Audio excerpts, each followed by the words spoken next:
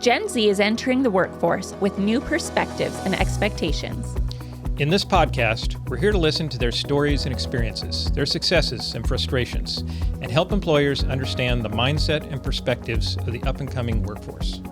Employers can't dictate what their young employees find meaningful. What they can do, however, is empower them to create their own sense of purpose and authentic connections. Our curriculum is designed to help them do exactly that. East Valley Leader Lab is committed to paving the way for more curious, engaged, and connected young professionals in the workplace.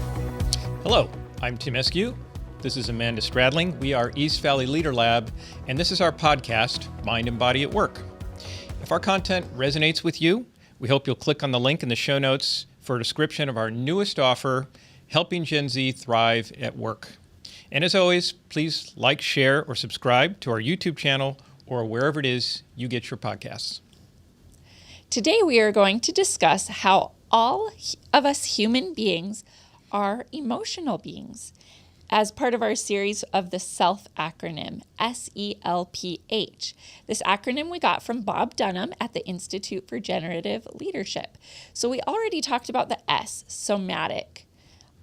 Today we're talking about the E, emotional beings. So Timm, what do you think about emotions as part of who we are, our identity as humans, but also our role in our work life? Yeah, it's interesting. Most of my life, I wasn't really in touch with my emotions.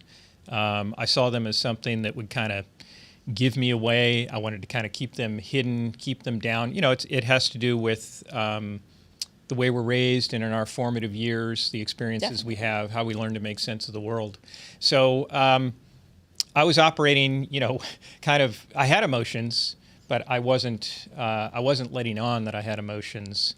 And that's not a very effective way to show up in your life or in your work. One of the first things that I learned about it is the distinction between emotion and mood. And the key thing to understand about emotion and mood is our emotions, we have moods, but our emotions have us. So there's choice associated with moods. We can be aware of the moods that we're in, and we can change the moods that we're in. Emotions are triggered in us. That comes back from, again, how we were raised and our experience in our formative years. So it's the first important thing to understand. Almost biological, right? It's something that happens to us physically, an initial physical response that we feel through our nervous system and our whole body, and it kind of responds and it creates a feeling within us, right? Yeah, they're a very old part of the nervous system, right? From, like you said, when we were little. Well, and even, in evolutionary terms, we had emotions long before we had cognition. Yep. So they're a deep, deep part of our being. And whether we acknowledge them or not, they're going to impact our performance in our daily life, even at work. Absolutely. And it's obvious how our emotions impact us and impact others when they show up. Moods are a little more subtle. And this is, where our embodiment training comes in, is because after the emotion, they tend to trigger moods, but we have choices we can make about the moods that we want to be in. Yes. I think an important thing that I've learned is that our emotions, they can come and move through us fairly quickly. Like a lot of people in different books and studies say about 90 seconds. Yep. And that with some embodiment and some practice, that emotion can move on if that's our choice. But our mood is what we are choosing to hold on to, and the stories we're building up around that emotion. And that can have an even greater impact on the decisions we're making at work and the way we're interacting with other people at work, right? Yes. Our moods predispose us in how we act.